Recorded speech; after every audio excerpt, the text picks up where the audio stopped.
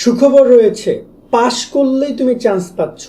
তবে একটু কাহিনী রয়েছে, কারণ সবাই প্রথম ধাপে চান্স পাবা না, অনেককে একটু কষ্ট করতে হবে। অনার্স ভর্তি পরীক্ষায় অংশগ্রহণই করেছো অলমোস্ট প্রায় 4,50,000 শিক্ষার্থী, আর আসন আছে অলমোস্ট 4,40,45,000 শিক্ষার্থীর আসন আছে। তার মানে দেখা যায় যে তুমি যদি কোনোভাবে পাশ করতে পারো 35 পেয়ে, দেন তুমি তোমার আসন নিশ্চিত করতে পারো। কিন্তু তারপরও তুমি অনেকেই আবার চান্স পাবে না, কারণ ওদের আবেদন সম্পর্কিত ভুলের কারণে। আবার অনেকেই দেখা যায় যে চান্স পেয়ে যাবে একটু মোটামুটি কাজে ভালোভাবে আবেদন করলে। এখানে কৌশলটা তোমাকেই সাজাইতে হবে, নয়তো কিন্তু তুমি সুযোগ পাচ্ছ না।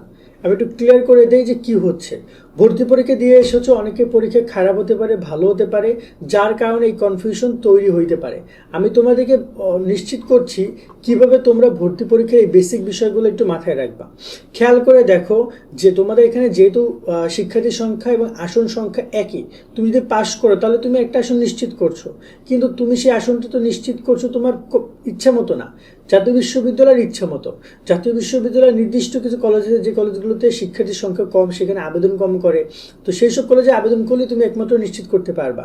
কারণ তুমি যদি মনে করো যে আমি পাশ করছি, এখন আমি দেশের সেরা কলেজ আনন্দমোহন, আজিজুল হক, রাজশাহী কলেজের মতো কলেজে আমি ভর্তি হব, এটা তো সম্ভব হবে না। কারণ পাশ সেই সব জায়গাতে প্রচুর কম্পিটিশন হচ্ছে এবং তোমার এবারও হবে। সো ওই জায়গায় দেখা যায় ভালো রেজাল্ট নিয়েই তবেই তুমি সেখানে আবেদন করেছো অথবা চান্স পেতে পারো। কিন্তু কোনো কারণে তোমার রেজাল্ট খারাপ হয়েছে, পাস করেছে কিন্তু রেজাল্ট খুবই কম, সেক্ষেত্রে ওইসব কলেজে যারা আবেদন করেছো তারা প্রথম ধাপে কিন্তু কোনোভাবেই ওই কলেজগুলো পাবা না, কোনোভাবেই পাবা না, ধরেই নাও। তোমরা যদি পেয়ে যাও তাহলে ভর্তি হয়ে যাও, আর যদি না পাও দেন তোমাকে সামনের অপশনটা অ্যাপ্লাই করতে হবে, সেটা হচ্ছে রিলিজ স্লিপ। সো এই জায়গায় তোমাদের সুখবরটাকে দুঃসংবাদে রূপান্তর করে অনেক শিক্ষার্থী। কিভাবে?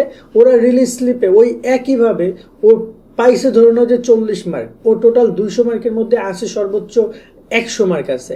সো ও কি করেছে, সব থেকে ভালো ভালো কলেজগুলোতে অ্যাপ্লাই করছে ওই 100 মার্ক নিয়ে। যেখানে ছেলেমেয়েরা 170-80 পায়ও চান্স পায় না, সেখানে ও যদি 100 মার্ক নিয়ে অ্যাপ্লাই করে তাহলে কি চান্স পাবে?